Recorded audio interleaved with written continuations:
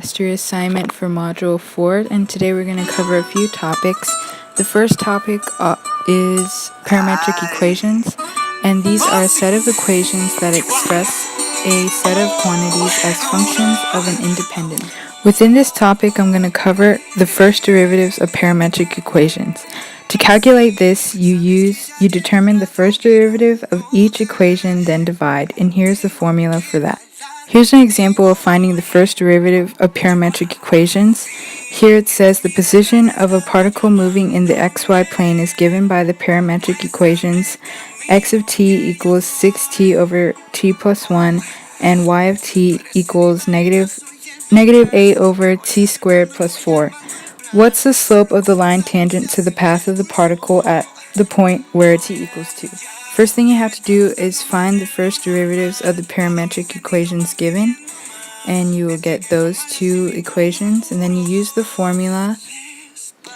Once you plug in dy dt over dx dt, you can plug in what t equals, which is 2, and then you can simplify and get your final answer 3/4. Next topic we will cover are vector valued functions, and these are functions with a domain subset of real numbers while the range is a set of vectors, and you can write them as either one of these shown below.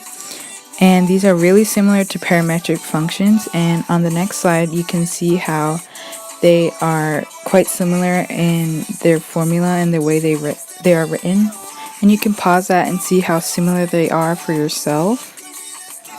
This next example is asking you to find the magnitude of a velocity vector when t equals 0, and it gives you the equations x of t equals t squared plus 3t and y of t equals t cubed minus 3t. And from this you can conclude that those equations are your position vector. And then you can derive to get your velocity vector, and then plug in 1 to get your dy dt and dx dt. And then you will use the formula on the previous slide for the magnitude of a velocity vector. And then you plug in everything, and then your final answer will be the square root of 34. Oh, and also the magnitude of a velocity vector formula is also the same thing as Pythagorean theorem.